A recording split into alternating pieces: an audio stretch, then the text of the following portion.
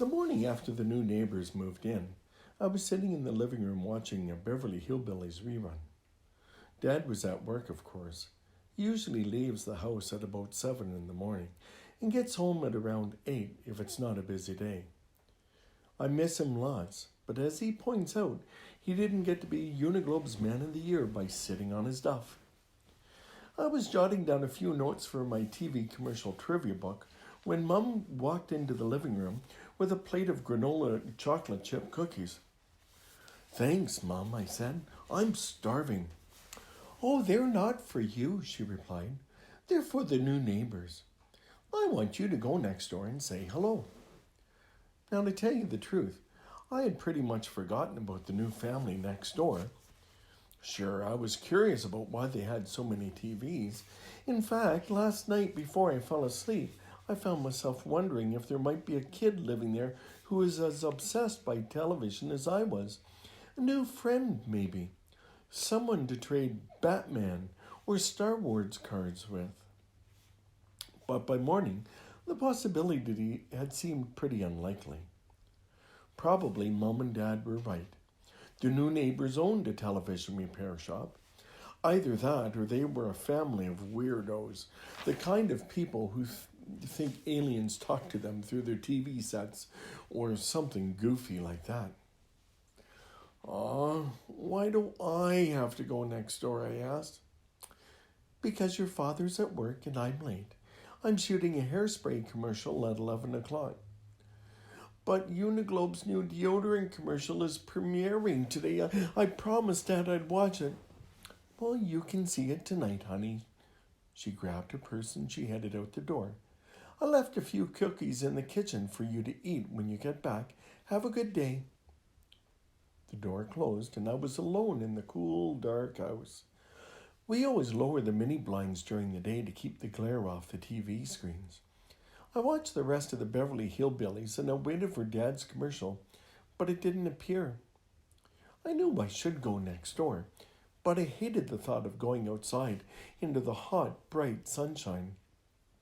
I thought of Travis, away at survival camp in Oregon for the entire month. His parents forced him to go.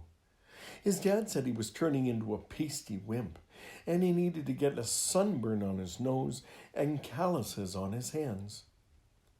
Poor Travis. There probably wasn't a television set within 20 miles of Camp Sink or Swim.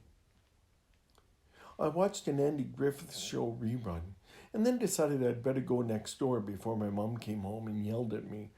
So I picked up the cookies and I walked outside, squinting down at the blazing white sidewalk.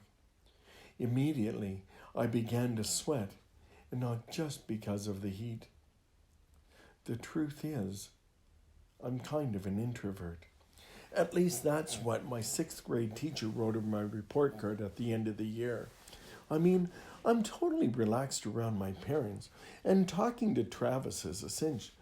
But when it comes to introducing myself to strangers, well, let's just say my armpits were doing a terrific impression of Niagara Falls.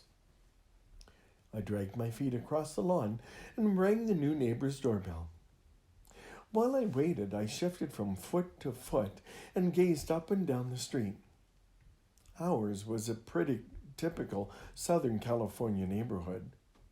White houses with red tile roofs, grass so green it looks as if it came from the Easter basket, skinny palm trees swaying overhead, just like television, only real, which means a lot less safe and predictable. I counted to 10 and then back to 1. Good, I thought, nobody home.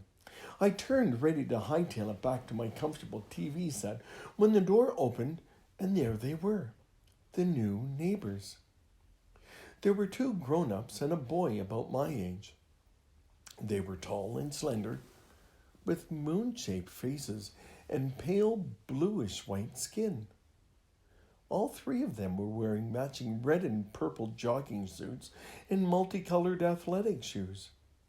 I looked past them into the living room.